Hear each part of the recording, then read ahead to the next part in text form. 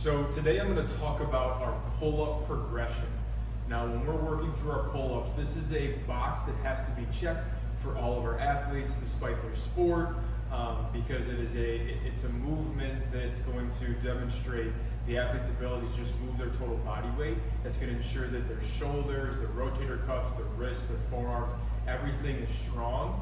And when we look at athletes who play a sport, all athletes need to check off various boxes to ensure that they're just typical humans and they can move well. So the pull-up is one of these exercises that every athlete has to do them, but we want to progress them appropriately and we also want to coach them appropriately. So before we jump onto the bar, regardless if you have a squat rack with a pull-up attachment or if you just have a pull-up attachment in the gym, we like to start by using resistance bands and not just going straight down. So that first movement is going to be a half kneeling cross face pull down, because we really want to teach the scap how to move. We don't want to do pull-ups where we're stuck in this this protracted, this elevated position, because then we're not going to have proper movement of the shoulders. So what we like to do is we will set up the resistance band, doesn't matter where it is on the rack, so I'm going to get down on one knee and notice I'm crossing the body to really get that scap to stretch. I'm getting that protraction, and then I'm going to row into that retraction. So I'm not going to face the resistance band, I'm facing forward and I'm rowing. Okay, now obviously with the cable machine you can add a little bit more weight, but with a resistance band from that level, from the first month, you can still challenge the upper back and really, have higher volume to build that hypertrophy. So that's going to be that first movement in our pull-up progression, that half kneeling cross face pull down. So once we've done that half kneeling cross face pull down, the pull up is a little bit different than, trying to build to a hang clean or a bench press or something like that, a back squat. There aren't a ton of different exercises we add in unless there is some type of shoulder health injury.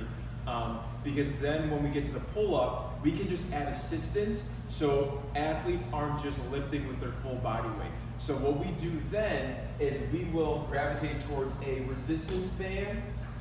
We'll gravitate towards a resistance band assisted pull-up. Now I like taking the resistance band and putting it horizontally versus vertically rotating, because I've had athletes that comes off their knee and it whips them in the face and that doesn't feel great. So I like it this way, and if the squat rack is tall enough or the athlete isn't as tall, standing on it is ideal, and then you can challenge, then you can make it harder by taking the band off and or adding a thicker band. So this is just going to be a band assisted chin up. So how we coach that is where we're going to have our athletes put their knees on the band and we're going to have the chin up on. Now what I see a lot is athletes doing pull-ups like this, right? They're moving, they're away from the chin up bar, and what we notice is, right, they're losing shoulder mobility. They're here just pulling.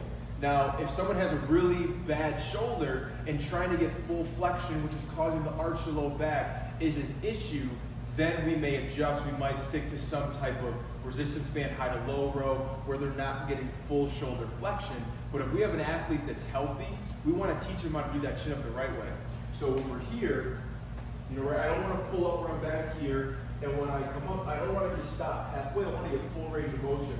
So we like the cue is we want to get that head through the arms and then the biceps by the ear. So if I'm here trying to get a little bit more mobility, I'm going to pull up, trying to feel the shoulder blades, depress. I want that depression while I'm going up. So I'm squeezing the shoulder blades, coming here, inhale down, let the head drive through the arms, so that biceps by the ear for good shoulder flexion, and then inhale down, exhale up. I don't want to see any of these. I don't want to see something where, we will get some athletes that they're just hanging.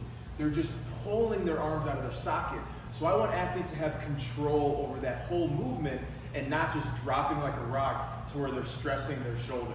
So that's going to be that band assisted chin up, and the same thing goes for the next exercise, which is going to be the band assisted pull up. And once we have the band assisted with the chin up or pull up, now we can change the variation to target different areas of the back. But for our athletes, we'll just stick to that narrow because, again, we're not bodybuilders, so, we may just go right to that weighted chin up. So that's going to be that band assisted chin up, and it can go towards that pull up as well. All right, the last progression to our pull up is going to be just regular pull ups.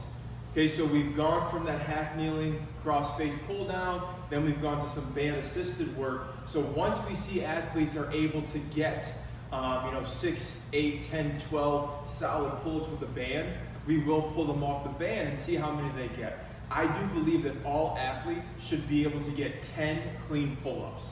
And that isn't where they're stopping right here.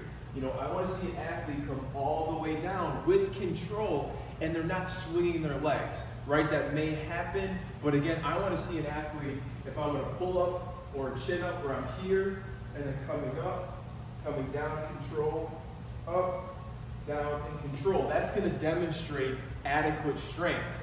Okay, we don't want to see the legs kick, we don't want to see the knees drive up, and we really don't want to see the athlete come up and they're all crunch, because this isn't a healthy athletic position, especially if you throw, even if you shoot. So when I do a pull-up, I don't want to look like this, right? I want to have free moving shoulder blades. I want my scap to do what it's supposed to do. I want to have good shoulder flexion.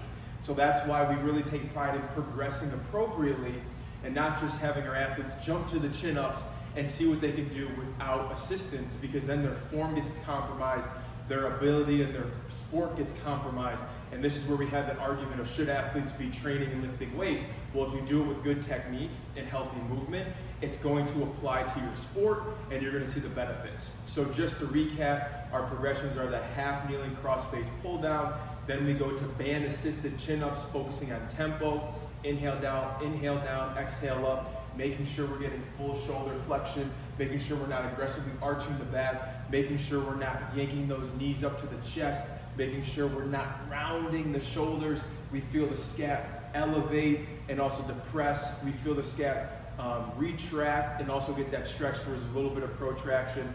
And then once that is solid, we'll progress to pull-ups without assistance and or weighted. So that's our pull-up progression.